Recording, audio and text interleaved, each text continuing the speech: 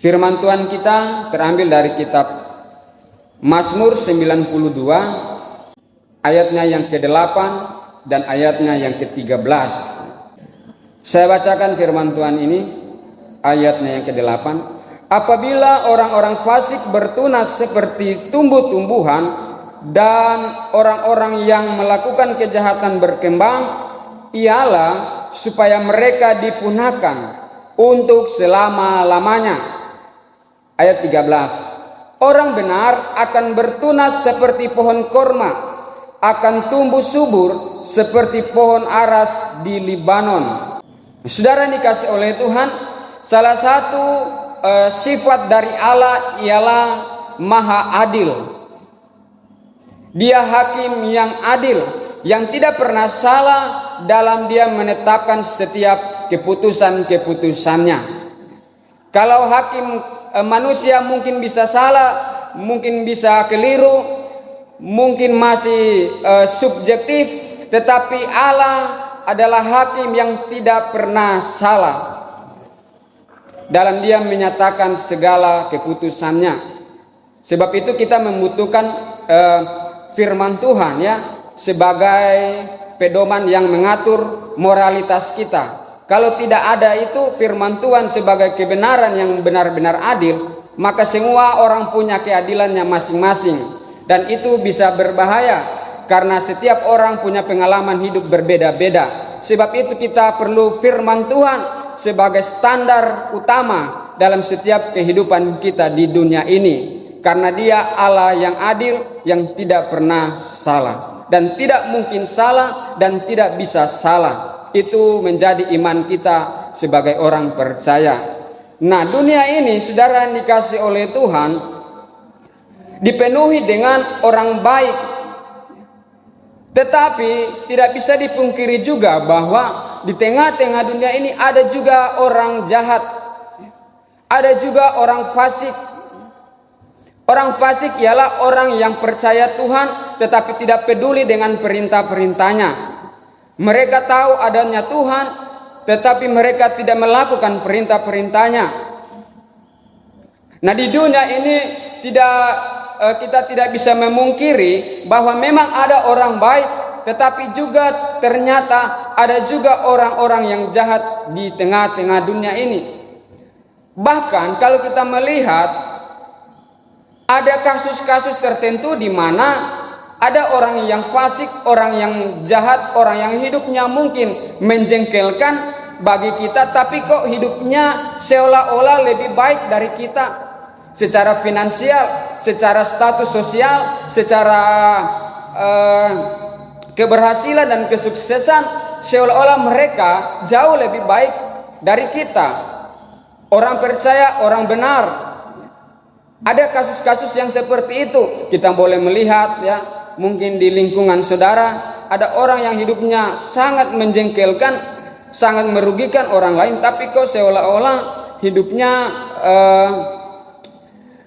kayak berhasil begitu ya. Nah, pertanyaannya adalah kita tiba pada pertanyaan, apakah itu berarti Tuhan tidak adil di dunia ini, dalam kehidupan ini? Mungkin kita bertanya, kenapa harus seperti ini? Apakah Tuhan itu tidak adil? Saudara yang dikasih oleh Tuhan, Mazmur pasal 92 itu memiliki perikop Tuhan hakim yang adil. Selain Dia maha kasih, maha baik, Dia juga maha adil. Nah, pada pagi hari ini kita akan melihat ada dua kelompok orang yang sudah kita baca di dua ayat tadi, ayat 8 dan ayat yang ke-13. Ada kelompok yang dikatakan orang fasik dan ada kelompok yang dikatakan orang benar. Apa persamaan dan apa perbedaannya? Dari dua ayat ini yang kita baca tadi, kita boleh melihat ada persamaan di situ dan ada perbedaannya. Apa persamaan dari orang fasik dan orang benar di ayat 8 dan ayatnya yang ke-13? Sama-sama bertunas. Ayat 8, apabila orang-orang fasik bertunas. Ayat 13, orang benar akan bertunas. Dua-dua sama-sama bertunas, sama-sama hidup di dunia ini, sama-sama bekerja, sama-sama menikmati sumber daya alam yang Tuhan anugerahkan, udara, cuaca yang baik, sumber daya alam yang baik, dan lain sebagainya. Saudara, kalau dikatakan bertunas, ya, itu menandakan tanaman itu ada kehidupan, ya. Kita menanam terus ada tunas, berarti ini tanda kehidupan, ya. Tunas itu menandakan tanaman itu mau hidup, ada tanda-tanda hidup. Nah, kita orang benar dan orang fasik sama-sama hidup di dunia ini. Keberadaan kita di tengah-tengah dunia ini, sama-sama hidup di dunia ini, ya. Sama-sama bertunas, ya. Tapi ada perbedaan dari orang fasik dan orang benar. Di ayat 8 dikatakan, apabila orang-orang fasik bertunas seperti tumbuh-tumbuhan, tapi orang benar seperti pohon korma. Jadi sama-sama bertunas, tetapi jenisnya beda. Yang satu tumbuh-tumbuhan, yang satu seperti pohon korma. Apakah pohon korma itu tidak bisa dibilang tumbuh-tumbuhan? Jadi apa bedanya tumbuh-tumbuhan yang dimaksud dengan orang fasik dengan pohon korma itu? Bukankah pohon korma bisa dikatakan juga tumbuh-tumbuhan? Nah, kita perlu mencari tahu bertunas seperti tumbuh-tumbuhan itu seperti apa, dan bertunas seperti pohon korma itu seperti apa. Di dalam terjemahan-terjemahan yang lain, dalam bahasa aslinya pun kata tumbuh-tumbuhan yang orang fasik tadi itu merujuk pada rumput. Orang fasik bertunas seperti rumput. Saudara, rumput itu, ciri-ciri dari rumput akarnya tidak kuat. Saudara, kalau cabut rumput, ya dengan tangan saja bisa dicabut. Tapi coba pohon, saudara mau cabut dengan tangan yang besar, apalagi kan tidak bisa. Nah, rumput itu ciri-cirinya itu akarnya tidak kuat, karena dia tidak berakar, tidak masuk dalam, tidak masuk, tidak kuat. Itu ciri-ciri dari rumput. Yang kedua, dia mudah roboh kalau ditiup angin. Jangankan angin kuat, angin pelan saja tiup rumput itu goyang sana kemari, ya. Mudah terombang-ambing, mudah terpengaruh, ya. Karena dia tidak memiliki batang yang kuat. Rumput. Dan rumput ini biasanya dicabut, dibuang, dan dibakar. Saudara, kalau punya kebun, kalau kebun sudah mulai berumput, disemprot biasa rumputnya dan diparas atau diparas. Kalau sudah kering dibakar, ya. Dan semarak dari rumput itu tidak bertahan lama. Yakobus pasal 1 kita lihat ayat 11. Di sini saya ambil kalimat yang berbunyi begini. Sehingga gugurlah bunganya dan hilanglah semaraknya. Karena matahari terbit dengan panasnya yang terik dan melayukan rumput itu, sehingga gugurlah bunganya dan hilanglah semarak dari rumput itu. Jadi rumput itu memang karakteristiknya dia tidak bisa bertahan lama, apalagi di cuaca yang sangat ekstrim. Bahkan semaraknya, keindahannya tidak bertahan lama, kata Yakobus pasal 1 ayat 11. Seindah-indah apapun dia, ketika datang badai, cuaca ekstrim, matahari yang begitu terik, dia akan layu dan dia akan kering dan dia akan mati. Nah, kalau pohon korma berbeda dengan pohon korma. Orang benar akan bertunas seperti pohon korma. Nah, saudara yang dikasih oleh Tuhan, pohon korma itu salah satu sumber daya alam yang berkualitas di Timur Tengah, di Palestina dan sekitarnya. Tanaman unggulan lah bisa dikatakan seperti itu. Karena dia menghasilkan buah yang enak, yang manis, yang bisa dinikmati. Ada memang jenis rumput yang bisa dikasih makan untuk ternak, ya. Ada rumput, memang tidak semua rumput itu tidak baik. Ada rumput yang bisa digunakan untuk kasih makan domba. Tapi rumput yang dimaksud dengan orang fasik tadi yaitu semak belukar. Ya. Keadaan alam di Palestina itu adalah padang gurun. Ya. Di Timur Tengah dominan padang gurun. Yang paling banyak itu tumbuh adalah semak-semak belukar. Ya. Jadi yang dimaksud dengan rumputnya orang fasik tadi itu yaitu rumput-rumput yang dimaksud ialah semak belukar. Dan ciri-ciri dari semak belukar itu dia hanya dapat merusak tanaman yang lain. Sebab itu Yesus pernah menggambarkannya, benih yang jatuh di semak tidak akan bertumbuh dengan baik. Nah, saudara yang dikasih oleh Tuhan, pohon korma itu dia menghasilkan buah dan bisa dinikmati. Dan pada saat itu dia menjadi tanaman unggulan. Dan yang kedua, pohon korma itu sebagai penanda bahwa kalau ada pohon korma hidup di padang gurun, berarti ada oase yang ada di sekitar itu. Apa oase? Yaitu kumpulan air atau kolam-kolam kecil. Kenapa? Karena korma itu dia harus hidup dekat air.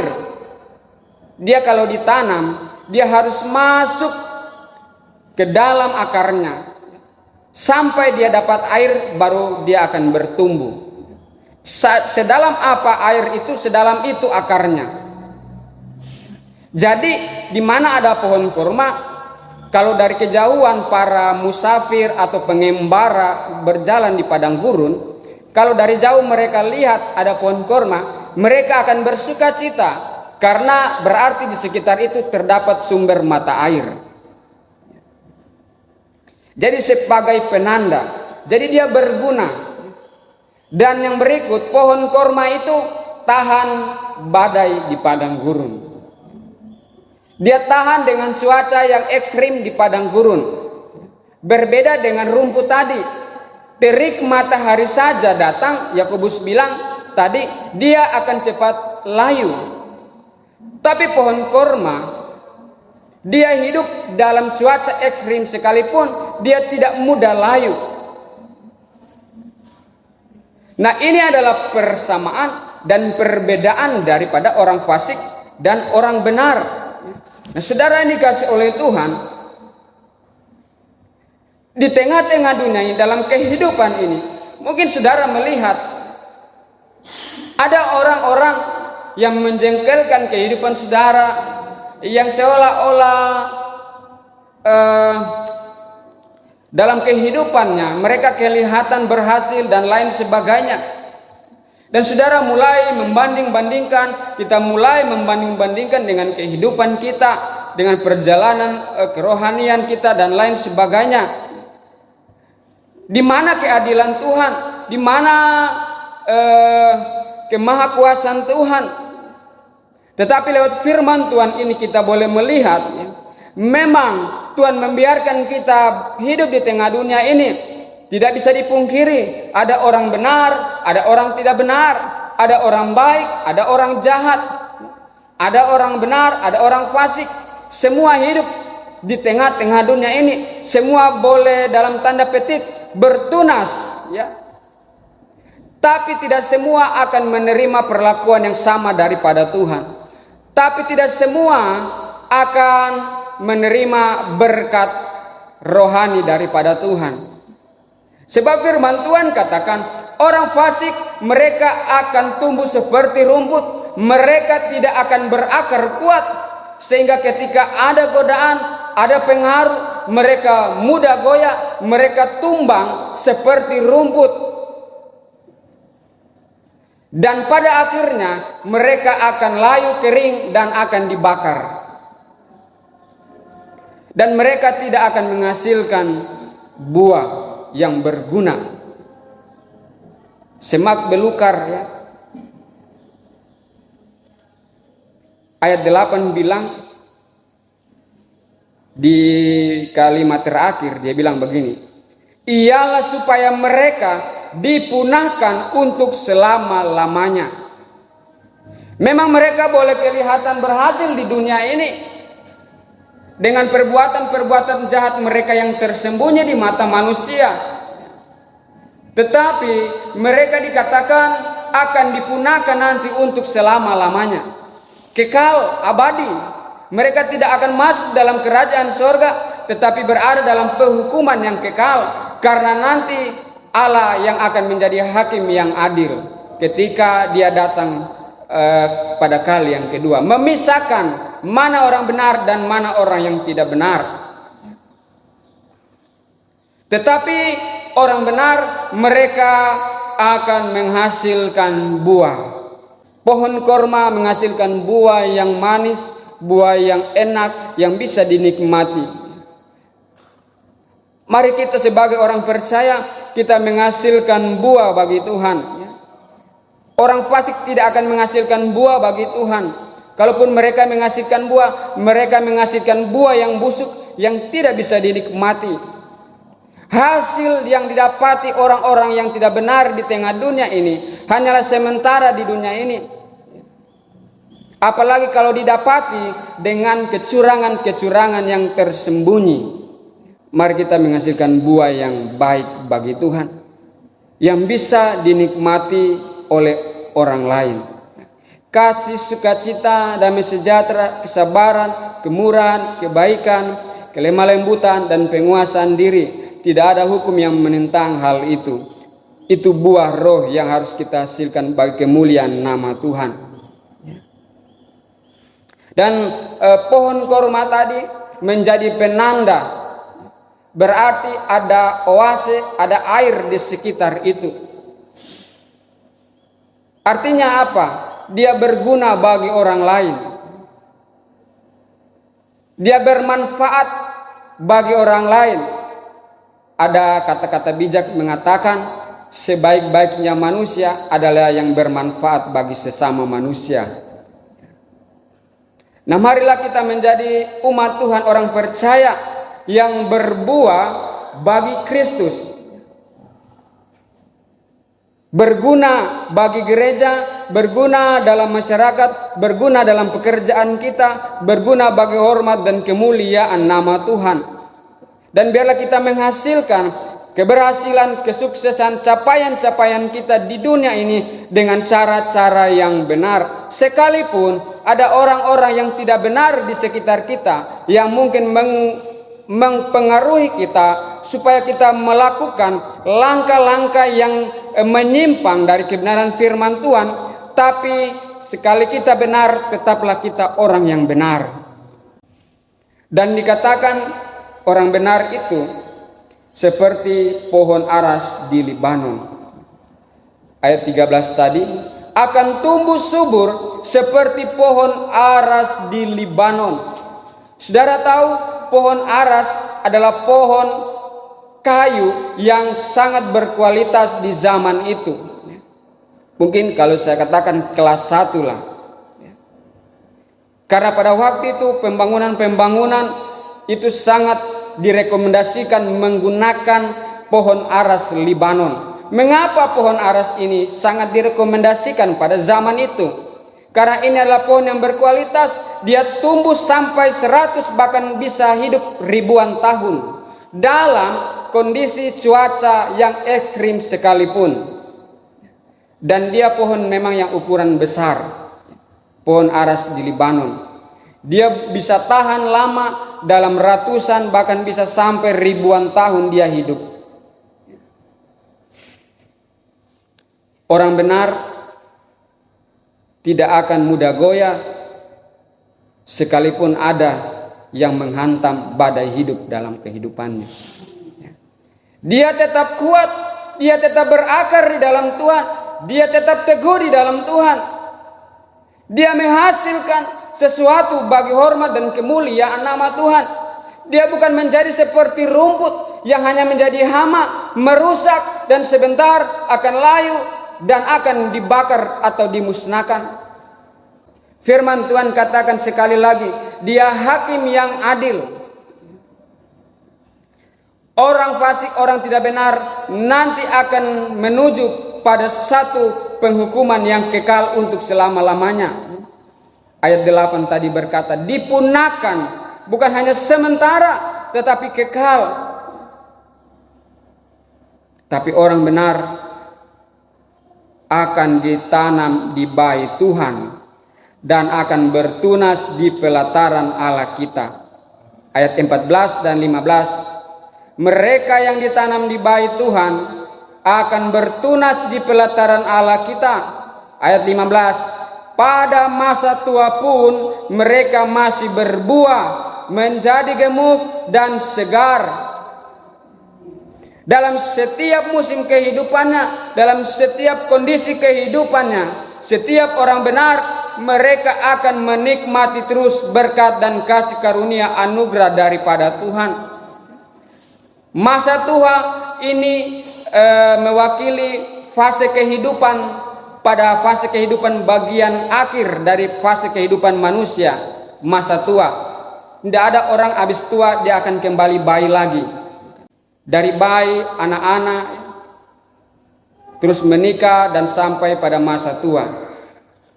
Artinya sampai akhir kehidupan kita di tengah dunia ini, Tuhan akan menolong, Tuhan akan menyertai kita, asalkan kita tetap menjadi orang yang benar. Kalaupun kehidupan kita tidak seberuntung mereka yang benar, yang tidak benar ataupun fasik di luar sana, tetap percaya Tuhan punya rencana yang indah bagi kita semua. Karena tujuan kita bukan selama-lamanya berada di dunia ini. Kita percaya bahwa ada kehidupan lain selain di dunia ini. Jadi tengah-tengah dunia ini ada orang benar, ada orang tidak benar, tumbuh bersama-sama, hidup bersama-sama, sama-sama bekerja, sama-sama berusaha, berupaya dan lain sebagainya. Tapi nanti ada waktunya Tuhan akan memisahkan. Tuhan Yesus memberkati kita semua. Amin.